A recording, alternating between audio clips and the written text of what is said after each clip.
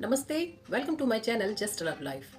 गृहिणी या कहूँ घरेलू औरत शब्द सुनने में बहुत ही मामूली सा लगता है, लेकिन ये एक ऐसा सफ़र है जिसमें एक औरत गृहिणी से लेकर हाउसवाइफ और होम मेकर तक का सफ़र तय करती है।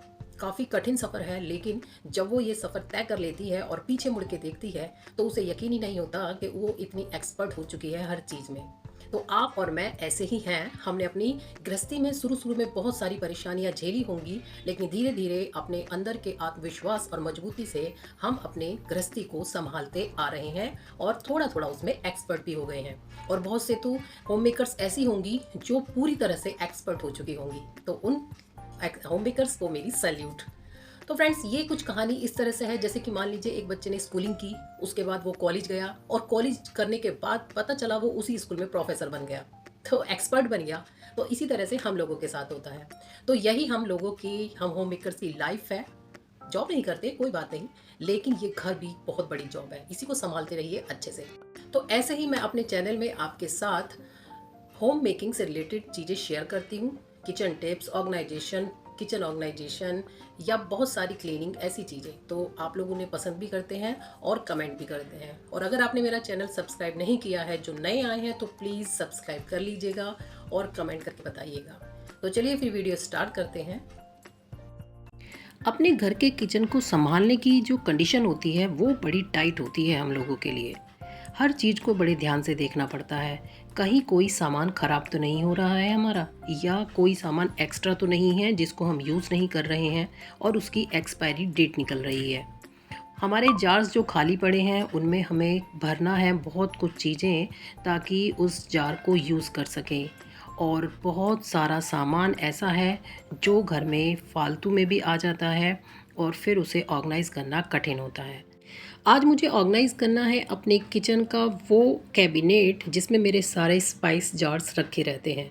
और यहाँ पर मैंने नीचे ऑलरेडी एक होल्डिंग बैनर जो होते हैं उन्हें लगा के रखा हुआ है, क्योंकि ये बहुत इजीली साफ़ हो जाते हैं और इनमें ज़्यादा चिकट भी जमा नहीं होती है। और वैसे भी ऑर्गेनाइजेशन ठीक है, दिखाने की चीज़ होती है, थोड़ा सा डेकोरेशन होना चाहिए, लेकिन पॉसिबिलिटी वहाँ रखिए जहाँ वो विजिबल हो। ये चीज़ें कुछ ऐसी हैं कैबिनेट्स जहाँ पर आप साफ़ सफाई पर ध्यान ज़्यादा देंगे। तो ऐसे ही मैंने यहाँ पर सिर्फ सफाई को ध्यान में रखते हुए ये इस तरह की जो ये मोटे बैनर होते हैं ये लगाए हैं। इनसे सफाई अच्छी हो जाती है। और देखिए, मैंने एक बार सिर्फ स्क्रब को रब किया है और बिल्कुल चमक गया है बैनर, कोई भी तरह का चिकट इस पर बिल्कुल भी नहीं है। और साथ में जो भी आसपास थोड़ा बहुत डस्ट जो कि ना के बराबर होती है उसको भी क्लीन कर लेती हूँ। तो कुल मिलाकर ये बिल्कुल साफ़ हो चुका है, जैसा कि मैं चाहती थी कि बिल्कुल अच्छे से साफ़ हो जाए। इसको मैं हफ्ता 15 दिन में चेंज करती रहती हूँ। और साथ में इसमें एक छोटा सा मैंने ऑर्गेनाइजेशन किया है। ये मेरे पास एक टाइल की एक 2 फुट की पूरी पट्टी रखी हुई थी, जो कभी काम चलता है घर में तो बच जाती है। तो क्योंकि इस कैबिनेट के लिए मेरे पास कोई ऑर्गेनाइज़र नहीं था, तो मैंने इसे ही एक सेल्फ की तरह से बनाकर इसमें लगाया है। तो 2 जार ऐसे थे जो बेकार हो चुके थे, जिनका कोई यूज़ नहीं था, तो उन्हें ही मैंने इसके नीचे लगा कर देखा कि ये अच्छे से सेट हो जाएंगे। इसके बाद ये वाले जार की ऊंचाई काफ़ी हाइट अच्छी है, जिसकी वजह से बाकी जार्स इसके नीचे आसानी से आ जाएंगे। और बहुत से ऐसे जार भी हैं जिनको मुझे डीक्लटर करना है, जो कि बहुत फालतू अब आ चुके हैं किचन के अंदर। तो कोशिश यही करूँगी कि जितने भी प्लास्टिक के जार्स हैं उन सबको डीक्लटर कर दूँ, और जो भी ग्लास जार हैं उन्हें ही अपने किचन में यूज़ करूँ। क्योंकि हेल्थ के अगर नज़र से देखा जाए तो ग्लास जार बहुत बेनिफिट है बाकी प्लास्टिक के जार्स के मुकाबले। तो जो भी जार्स हैं मेरे पास, कुछ परचेस किए हुए हैं और कुछ ये जैम और जो अचार वगैरह आते हैं उन सब के होते हैं। तो ये एक प्लास्टिक का कंटेनर था जिसके अंदर मैंने इस तरह से रेड चिली रखा हुआ था, लेकिन अब मैंने इसको भी चेंज कर दिया है, जो स्टोर करने के पर्पज़ से हम रख देते हैं। लेकिन इन जार्स में एक दिक्कत होती है, जो पिकल्स जार, जैम्स जार या किसी तरह की चटनी के जार्स होते हैं, इनमें एक दिक्कत होती है कि ये एयर टाइट नहीं होते।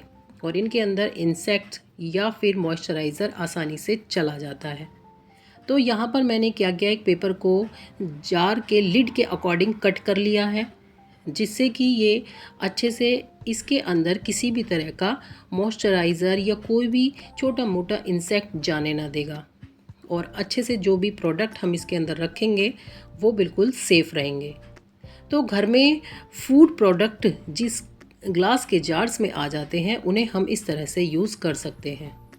तो देखिए, अब आप इसे कितने दिन तक रखिएगा, कोई दिक्कत परेशानी नहीं है। प्रॉब्लम होती है जब ऑक्सीजन या हवा कोई भी चीज़ प्रोडक्ट तक पहुंचती है तो उसके ख़राब होने के चांसेस बढ़ जाते हैं।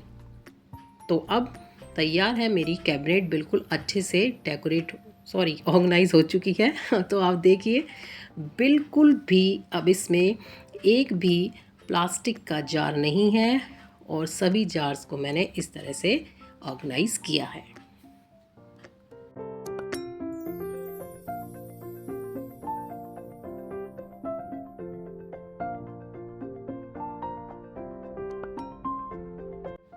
ऐसा भी नहीं है कि जो प्लास्टिक के जार्स हैं उन्हें मैं फेंक दूंगी। घर में बहुत सारे DIY ऐसे होते हैं जो हम इन जार्स के साथ कर सकते हैं, तो इसीलिए मैं इन सबको वॉश करके रख लेती हूँ, और जब भी मुझे DIY या कोई डेकोरेशन का सामान बनाना होगा तो मैं इनका यूज़ करूँगी।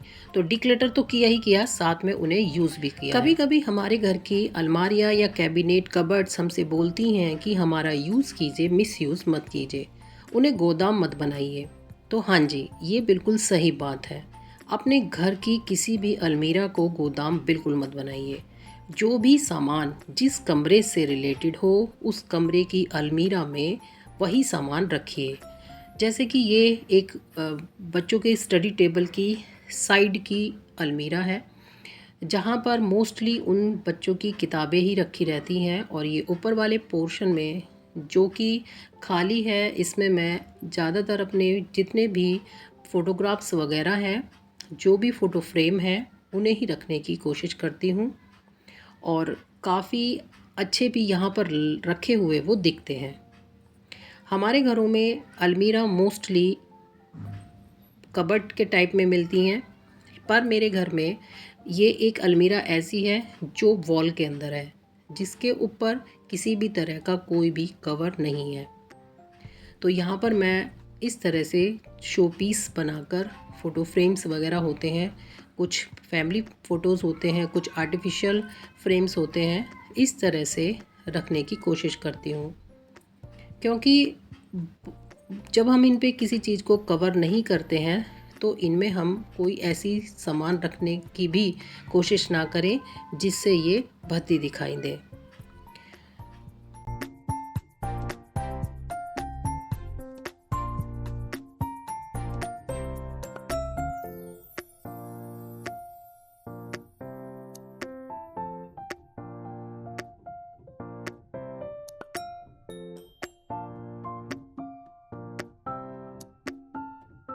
पुरानी क्लास को अलविदा कहकर जब बच्चे नई क्लास में आ जाते हैं तो उन पुरानी जो किताबें होती हैं उनको किस तरह से आप रखते हैं।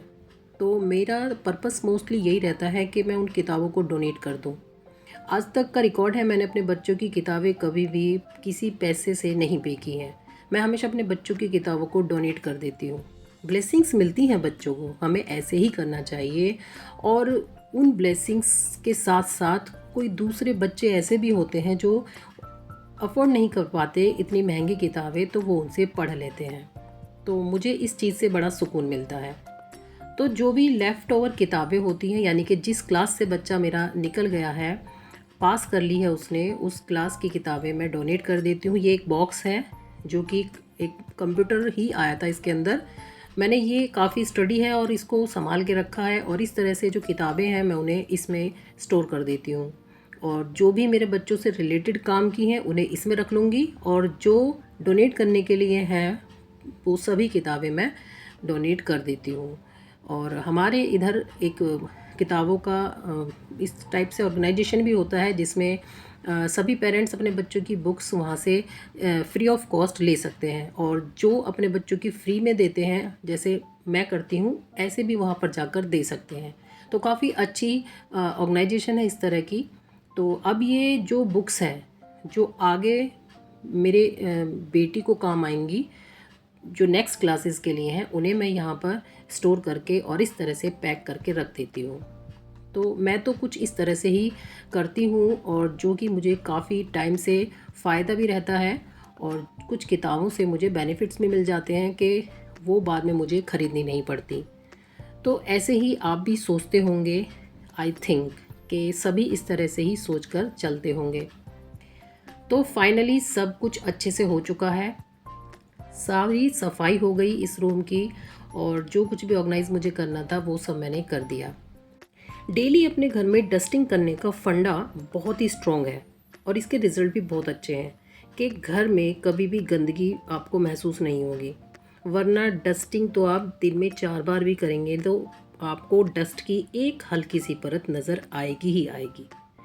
तो कोशिश मैं हमेशा यही करती हूँ कि डस्टिंग रेगुलर करूँ, जिससे कि जो एक नेगेटिविटी होती है ना धूल मिट्टी की वजह से हमारे आसपास, कि हमें सफाई नज़र नहीं आती, वो रिमूव हो जाती है। तो पर्पस तो बहुत अच्छा है और करना भी चाहिए, और जितनी कोशिश हो सके अपने घर को साफ़ सुथरा ऑर्गेनाइज करके रखना चाहिए। ये हम सभी के लिए पॉजिटिव रहता है।